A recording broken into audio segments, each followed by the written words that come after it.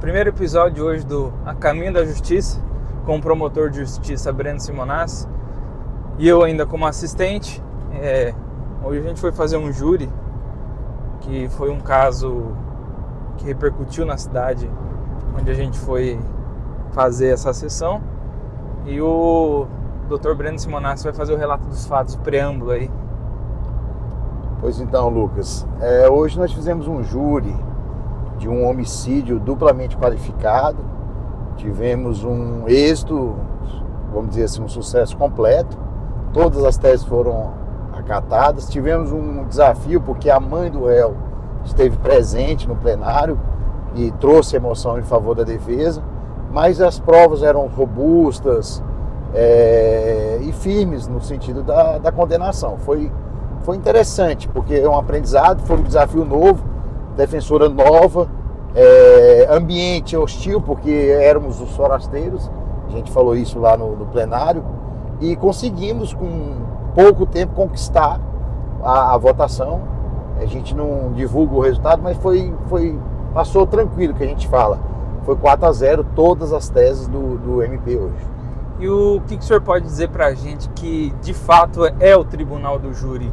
Quais são as causas que vão para o tribunal do júri? O que é o objetivo de um tribunal do júri para o pessoal que está acompanhando a gente, que muitas vezes não sabe como funciona um júri, né? Porque às vezes a pessoa sabe assim, o júri é quando vai lá, o povo tem que votar para condenar, mas não sabe o que leva a pessoa a ser julgada no tribunal do júri e como é que funciona esse processo, mas de uma forma bem resumida, para que quem está assistindo a gente do outro lado ali, mesmo sendo leigo, consiga falar assim, esse caso é de júri ou esse caso não é de júri. Os crimes que vão para o júri é só um, os crimes dolosos contra a vida. Todo crime que é doloso contra a vida vai para o tribunal do júri. Quais são esses? São 4, o homicídio, o infanticídio, a instigação, o auxílio ou induzimento ao suicídio e o crime de abortamento, que a gente fala aborto, mas na verdade aborto é o resultado do crime de abortamento. Então são só esses 4 crimes que vão para júri. Obviamente, a gente chama os crimes que são a locomotiva. Se esses crimes forem cometidos conjuntamente com outros mais crimes, aí esses crimes são arrastados para o tribunal do júri também. Certo. Aí, agora, vamos fazer um bate-bola sobre... Já isso aqui é para quem tem interesse em atuar na área do tribunal do júri, sendo como um promotor de justiça, que é um cargo que a gente sabe que ele é muito honrado, é um cargo muito cobiçado também por quem é concurseiro. E também vamos falar sobre o lado da minha percepção, eu que pretendo atuar no tribunal do júri como advogado da parte. Você fala da sua e eu falo da minha. O que é importante um promotor de justiça ter em mente e buscar na hora de efetuar uma condenação ou fazer com que se cumpra a lei? Lucas, eu já estive do lado da defesa e hoje estou do lado do Ministério Público. E eu tenho o conhecimento dos dois lados, mas eu sempre falo que a responsabilidade do promotor de justiça é muito maior, porque está nos ombros do Ministério Público a responsabilidade de fazer a justiça. O que é isso? É você não sustentar uma condenação de um inocente e também não deixar que um culpado escape de uma condenação. Então, aquela responsabilidade, eu gosto muito de fazer esse paralelo. Meu avô, meu saudoso comandante Vicentão, era piloto de avião, ele usava uma frase assim, que avião não cai, o piloto é que deixa cair. E eu uso essa frase no júri assim, promotor de júri não pode perder júri, é obrigação dele ganhar o júri. Até porque ele não tem o compromisso de sustentar sempre a condenação. Ele pode sim pedir uma absolvição por falta de prova ou por se convencer que o réu é inocente. Então a responsabilidade de fazer aquela peneira da justiça é do promotor. Então, quando você vai para um plenário do júri, o promotor tem a obrigação de que suas teses sejam acatadas.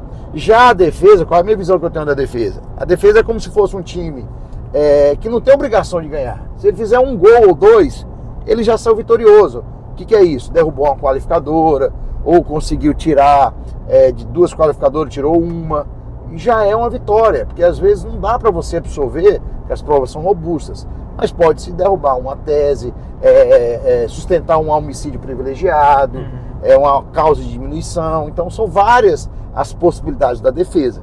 Então, para mim, a responsabilidade, o fardo de promover justiça é muito maior do promotor. Agora, a dificuldade para conseguir um êxito pleno no plenário de júri, aí é com certeza com a defesa. O que eu percebi hoje é que em ambos os lados, seja do advogado ou seja do promotor, estão em busca de justiça, e a justiça a gente leva sempre em consideração, e é o que a gente vê, né, que é o que simboliza a justiça, né, que é a balança, né? Então, nada mais é do que o promotor fazer valer o que é justo e a defesa tentar também defender aquilo que é justo. No caso em tela de hoje, que a gente presenciou,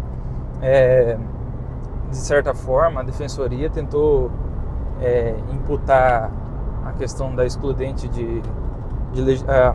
tentou colocar a questão da legítima defesa, né, emplacar a legítima defesa, tentou retirar a questão das causas de aumento, das causas de diminuição, das agravantes, pegou tudo ali fora eu acredito que fora de um bom senso, e tentou empurrar tudo para ver se passava.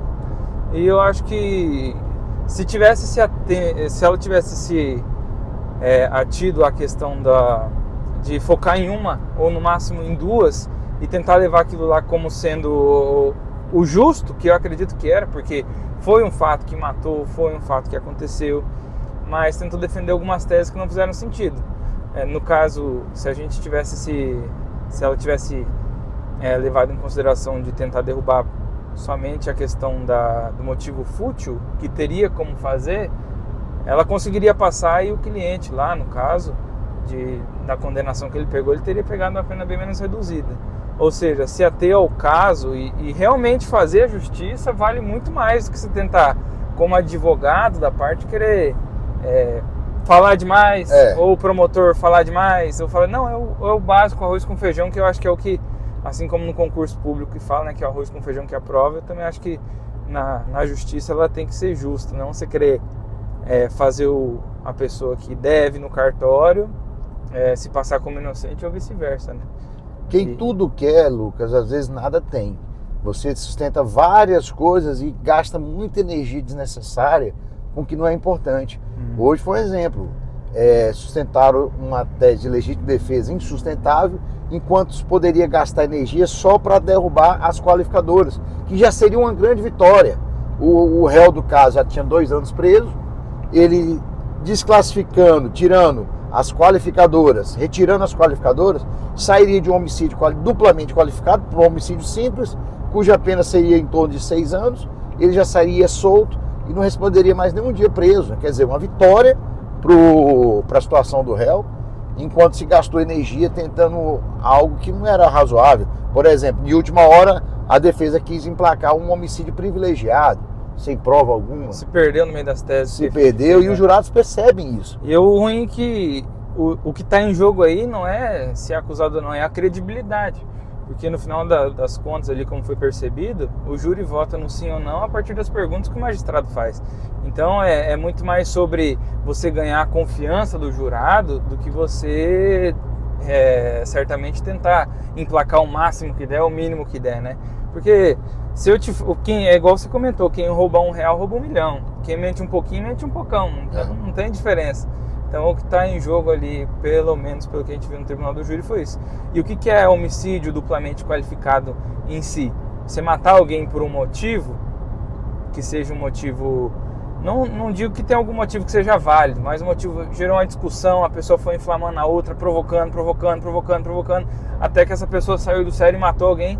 Ponto. Isso é uma coisa. Agora, foi lá, pegou meu telefone. Não, esse cara não pode fazer isso aí não. Vai lá e mata o cara. Não, ficou com a minha ex-namorada. Vai lá e mata o cara. Então, esses são o tipo de coisas que a gente também coloca na balança antes de proferir a sentença, né? E aí, o cara foi instigado a matar, é um tipo de homicídio, é um tipo de crime. Agora, foi por um motivo tão pequeno que você se equiparar, por exemplo, a um telefone, sei lá, de R$500 com uma vida, é desigual. Então, quando a gente vai falar das qualificadoras, em quais circunstâncias isso aconteceu?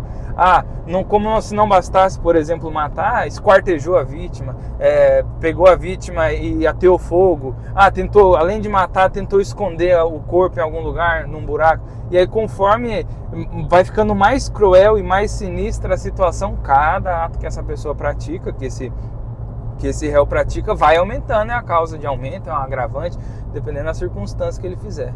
E você viu que você aprendeu hoje ali? Júri é arte. Eu falo que o ator que atua no plenário de júri é um artista. E ali está muito mais de empatia, de carisma, de cativar, de conquistar o jurado do que qualquer outra coisa. No final das contas, a sala secreta é uma votação que resume em sim ou não. E às vezes o sim é o que o promotor pede, e o não é o que a defesa pede. E no final das contas, os jurados têm que escolher um lado. E esse lado é escolhido por vários fatores. E talvez o mais relevante, mais importante é a empatia, é a conquista, é o que você cativou. Porque na hora lá da votação, muitas vezes já passou horas, os debates, muita informação, muita prova, e só resta aquela resposta, sim ou não. Você está dando um sim para o Ministério Público ou você vai dar um sim para a defesa? E a gente pode falar, nossa, mas é isso que realmente tem um mundo ideal e tem um mundo real, né? No mundo ideal seria olhar as provas, cada um ter esse bom senso de olhar as provas e condenar ou não. Mas esse é o mundo ideal, mas o mundo real a gente sabe que são pessoas leigas, que não queriam estar ali principalmente e tem que escolher um lado, e a lei é feita assim, isso não é uma decisão tua, é um jogo. E os jurados, quando convocados para estar em plenário, eles fazem um juramento que é pautado na consciência de cada um e ditados pelos ditames da justiça. O parâmetro são o senso de justiça, mas o que vale é a consciência. Então não tem aquela questão jurídica, legal, jurisprudência, o que os tribunais dizem. É consciência de cada um pautado pelo senso de justiça que cada um tem. Hoje eu falei que o certo continua sendo certo, apesar de todo mundo estar fazendo errado. Né? Então, todos nós sabemos o que é certo, errado, o que é justo, o que é injusto. E isso que é o parâmetro para a decisão de um jurado. Mas mais do que isso é a consciência. E isso tudo, se o artista do júri não perceber a importância de você cativar o jurado, você pode ter o conhecimento jurídico que for, a oratória que for, mas se você não tiver empatia com o jurado, você não vai conquistar o voto dele. É isso aí. E no final o resultado é isso. Muito bem, galera. Esse foi o primeiro episódio do A Caminho da Justiça. É uma série que a gente está buscando gravar com o objetivo de esclarecer, levar informação para as pessoas que têm interesse no que é como funciona o Tribunal do Júri. Lembrando que, inclusive, você, caso seja uma pessoa idônea, não esteja respondendo o processo, pode estar suscetível a ser intimado para ir participar de um Tribunal do Júri como jurado. E agradeço ao Dr. Breno pela oportunidade de estar aprendendo, de estar te acompanhando aí. E até o próximo vídeo. Valeu!